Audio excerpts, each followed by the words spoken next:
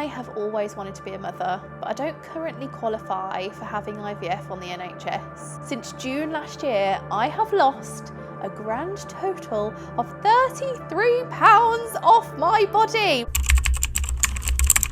I have never spoken to you about how I struggle with my weight and losing weight since I've lost my vision, but I've always been in a slight turmoil about it. But I wanted to share today because I know there's a lot of you out there that are probably feeling the same as me. So let's go on this journey together and let's talk about it. This was me a year ago. I had 48% body fat and the average for a woman is meant to be 32%. I'm now currently sitting in front of you and I've got 38%. All of these numbers is basically a way of saying that I was in the red. I felt awful. There was one moment that was a turning point for me really when I bent down to tie my shoelaces and I just felt so out of breath and awful. I remember thinking, oh, it would be really cool if I had slip-on shoes. And I was like, no, Luce. No, it wouldn't be cool if I had slip-on shoes. What would be cool is to actually look after my body, get healthy and feel better, because I felt so sweaty all of the time. I would go out and about, I would walk up the road and I would be out of breath. And I was like, I am 27, 28 years old here.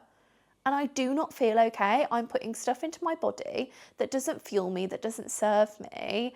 And I jumped on the scales and read those numbers with my husband. And he was like, Lou, I'm really sorry to tell you, your visceral fat's really high, your body fat percentage is really high. You know, I would wear my Apple Watch and it would say my heart rate was really high. And then I was faced with thinking, well, I want a baby. And I don't feel healthy enough to have a baby right now. And so I kind of went on a bit of a spiral. At this point a year ago as well, I had had people in my life who had commented on my appearance, on my weight specifically. I would think about those words. They would float around and around in my head and I would feel sick about them. And they would cloud my judgment of how I felt in clothes and how I felt just walking out and about, and I just didn't want it to anymore. I felt so heavy. I don't know if you've ever felt like this. So what was really helpful in the end was therapy, moving away from those people, getting a new plan and understanding that I am in control of how I feel in this body, and the fact that my whole self-worth isn't just about my appearance or the way I look or the weight on the scales. It's about actually feeling really, really good. And I think that's what blindness has taught me, and it's the blessing that it constantly gives me, is that I don't have to look in the mirror. But I didn't feel okay, and suddenly now I've got this goal because of IVF and wanting a child. I think it was a really great motivator to start this journey for me in my mind. So why am I having IVF? The TLDR short version is I'm blind. I don't want my genetic condition that caused me to lose my eyesight to be passed on to my children. However, I wouldn't actually mind if I passed my blindness on to my children, because I believe that blindness is a really positive thing for me. I'm thriving. I love being blind. People are really shocked when I say that, but it is actually true.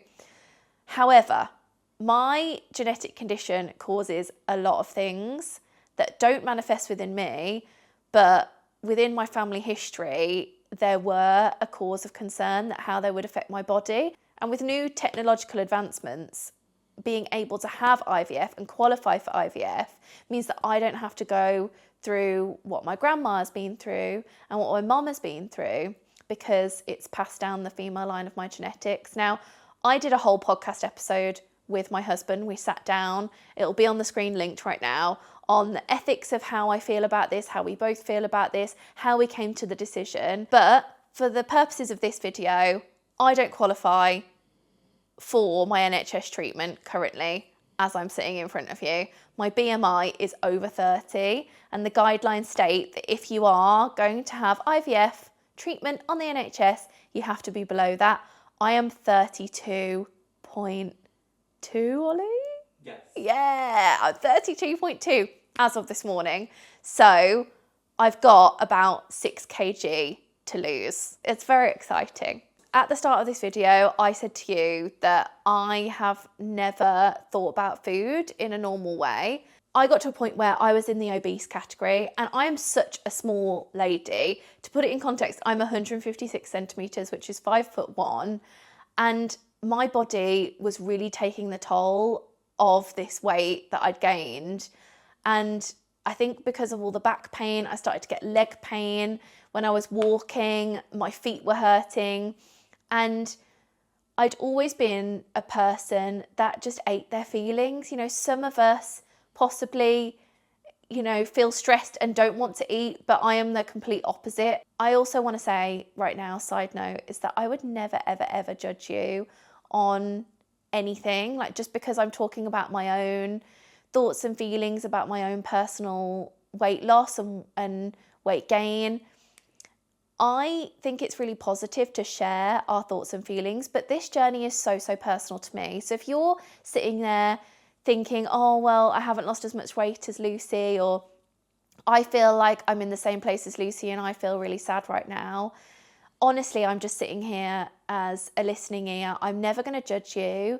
This is just my experience. And I don't believe that I was any less valid being obese and being the way I was. I just didn't feel the best version of myself. And I didn't want to feel like I couldn't get out of bed and run with my kids in the future when we have them, and go to the gym and feel really happy that I just run 5k, because I also love doing that. I don't know if you guys remember, ages ago I ran the London Marathon for guide dogs. I raised loads of money back in 2017, and I love doing that sort of thing. So because my body was just feeling really achy and in pain and all of these things, I didn't want to feel that way anymore. As you guys probably know as well, Ollie Bobs, my lovely hubby, is the chef in our house. He makes the most gorgeous meals, but he is nearly 6 foot.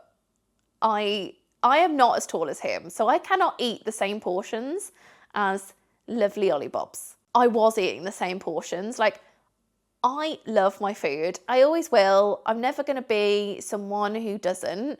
And I just wasn't watching out for that. And I also think that being the washer-upper and not really moving my body, like, I am a content creator for a living. I work from home all of the time, and I'm not regularly going out the house unless I want to move my body. I'm walking the dog, but sometimes that's just, you know, a quick half an hour up and down, and I was consuming way more calories than that. So I needed to take control of my portion size for myself, learn about calories, learn about consumption, learn about what was actually good for me. And then this brought me into a new era of gymming and doing things with my mom, my sister, and Ollie Bobs. So, protein bagels. I've been experimenting with all sorts of bits of protein because I upped my regime in the gym. We actually go to a new gym, the 4 of us do, and it's a bit of a joke. We have this amazing trainer, Leon, who sees me, Mom and Ali in like matching outfits, but like slightly different colours. And he's like, the family's here. And I just love it. It's a time when we can spend together. It's a bit of therapy time. We don't spend the time together like in other areas of our life talking about just our body. It makes us like really just check in with each other about our goals, what we've been eating, what we've been doing. Like Ollie Bobs goes to do the weights and I do them too. And yes, the gym isn't that accessible, and you know, there's so many different machines that I can't use without Mom, Ali and Ol, but it means that I can do a bit of weights with Ali or do the different machines with her, and then I can swap to running on the treadmill with my mom if she wants to do that, and then I can swap to, I don't know, doing leg workout if that's what Ollie's doing that day as well. So having the 3 of them there gives me the flexibility to be able to do what I want. And yeah, sometimes it's not all rosy. Like sometimes when I'm with Ollie Bobs and he's gone for a PT session and I'm on the gym and I've gone in there with my long white cane on my own and I'm standing there and he's set the treadmill off for me, he's gone to his PT session, then I'm like, oh, I've just pulled out the emergency stop cord, and I'm now standing here. So then I'm FaceTiming my mum like, hi mum, can you see me? And it takes me like 20 minutes. And there's been times where I've stood on the treadmill and cried. But, I have to just remind myself that I'm also around so many lovely people that can help me.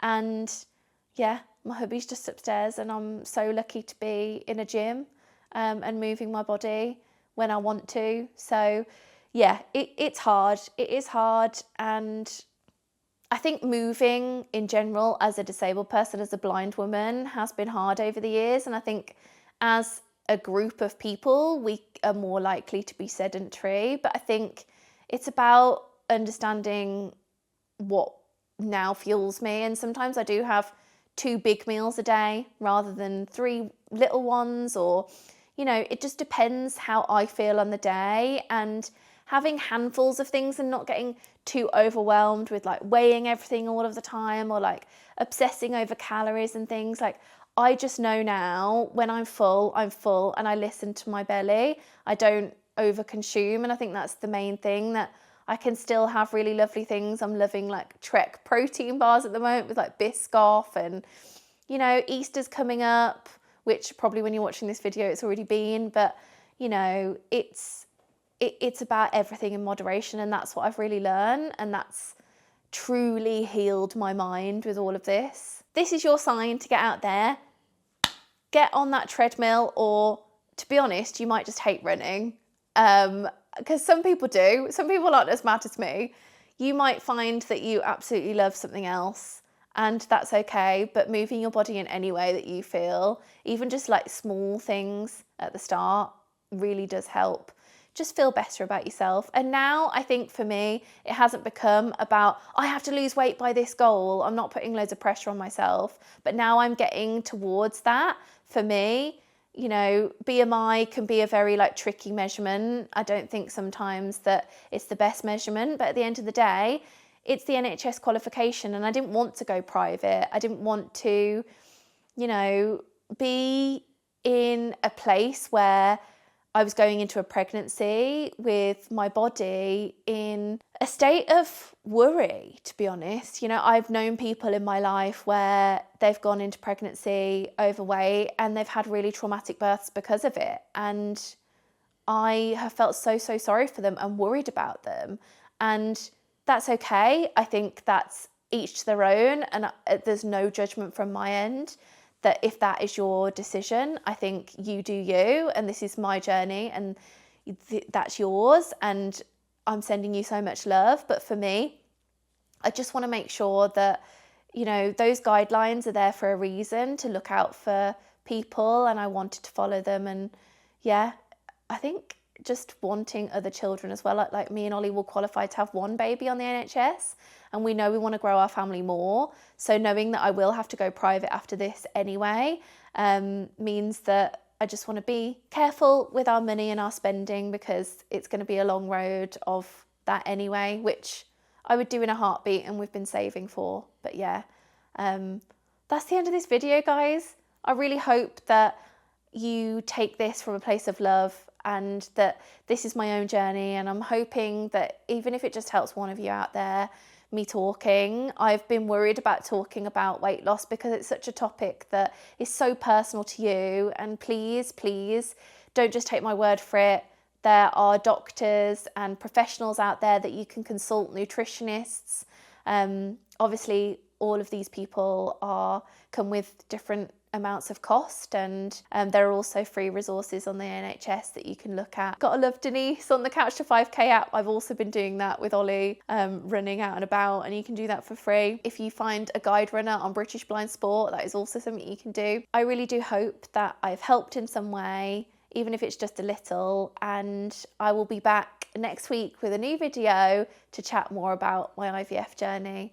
So yeah, speak to you soon. Bye.